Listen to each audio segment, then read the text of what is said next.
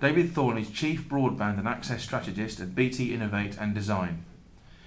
David, you're speaking in the Centre Stage Theatre at IFSEC International 2012 on the future of network communications. Will fixed networks survive, in your opinion? Yeah, that's a very good opening question. Really, we need to understand where fixed networks are at the moment and what the drivers for change and the directions in which they're going. The great success of recent years has undoubtedly been broadband, and that runs over the existing copper network. So what we've got is a system which basically supports both analog telephony and broadband, and that's broadband not just from BT but also from unbundled operators.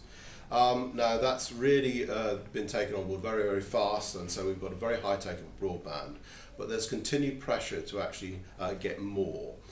There's pressure from marketing, there's pressure from applications, there's certainly regulatory pressure at both the UK government and EU level. And that's really driven what's come to be known as next generation access, or much faster access for broadband.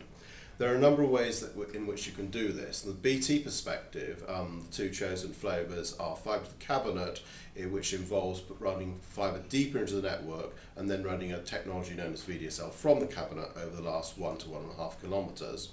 If you want the ultimate in performance, then that's fibre to the home, but because it's a residential service, you need some degree of sharing, and so that's done using a technology called GPON, in which you basically share some fibre capacity between a small number of homes. So those are the technologies that are enabling the ramp up in product rates. So we've seen product rates go up and up and up, and the peak product rates these days being advertised as sort of 80, 100, 120 in that region there.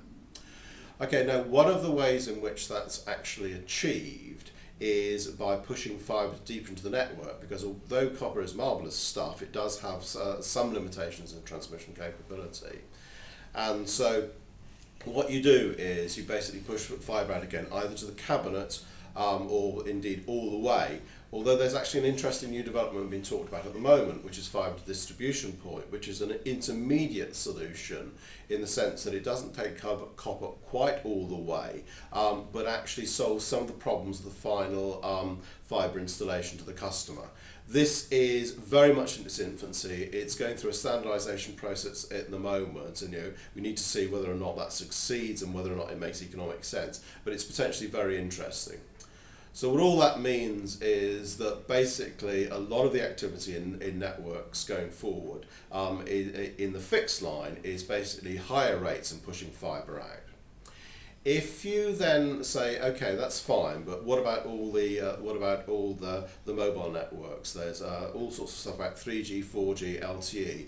Actually, then are they actually under threat from the fixed network, and can the fixed network survive that threat?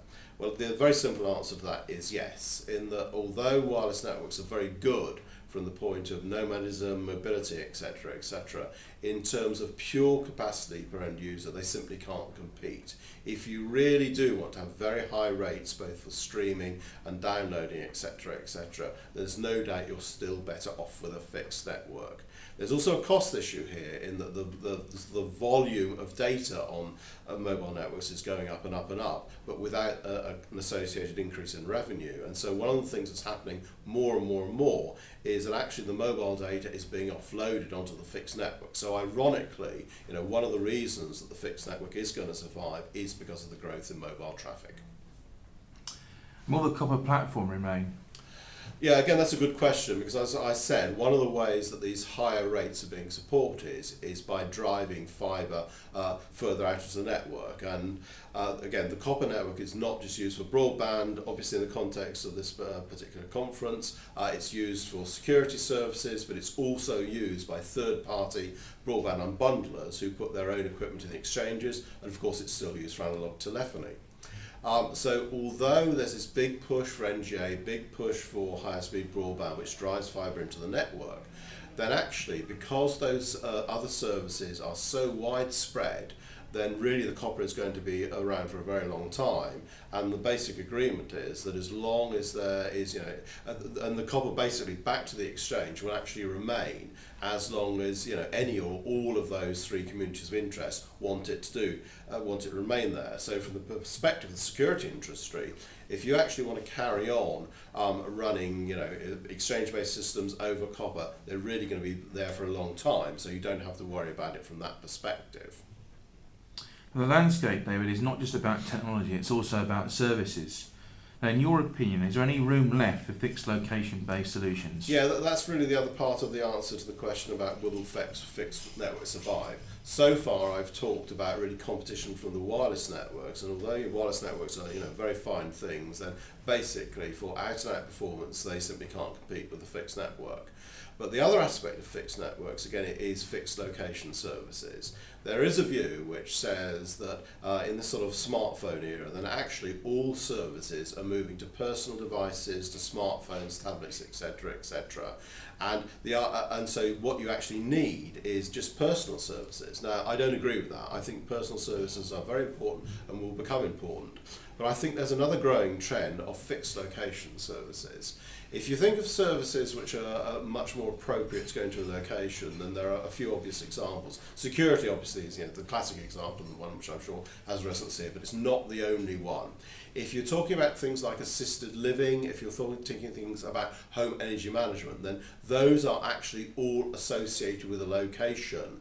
And given the ageing population, those things have become more and more important with time. So although undoubtedly the growth in personal services will continue, I also see a very significant growth in services to a fixed location. And again, that's where the fixed network can really help. And are there any reasons why the security profession might want to consider broadband as part of the overall protection regime? Yeah, well, hopefully I've reassured you from the security industry perspective that the copper just isn't going to disappear. So if you want to carry on delivering services, security and alarm services which use the copper from the exchange, absolutely fine. That's going to be there and you can use it. The reason that why you might want to use that is actually comes back to the kind of services I've just been talking about. In that at the moment you tend to have dedicated alarms or connectivity and all that kind of thing, but actually you can go beyond that. One of my main interests at the moment is thinking about how we can possibly use blends of services. So I talked about e-health, home energy management. If you actually have a system which can actually build up usage patterns of electricity, etc., then it can become quite easy to spot anomalous patterns, and those can be very useful from both a security and an e-health perspective. Again, lights going on at strange hours, fridges being opened, etc., or indeed not opened. So I really think it's that blending of services. Now you could say, well, okay, that's an interesting add-on. Should we just run those over broadband and not consider going to broadband wholeheartedly? Well, there's an interesting recent development in that it's no great secret that BT and other organisations have been suffering hugely from copper theft. We're actually just moving to a new system of copper cable theft detection, which is actually based on broadband. So, although in some ways you might think, well, broadband is a bit high tech and is reliable enough for a sort of security-related application, we're actually moving to that as a detection mechanism for the theft of our own copper. So again, I think very much then broadband going forward is going to become of increasing relevance to the security industry and of increasing use. Thank you very much indeed, David.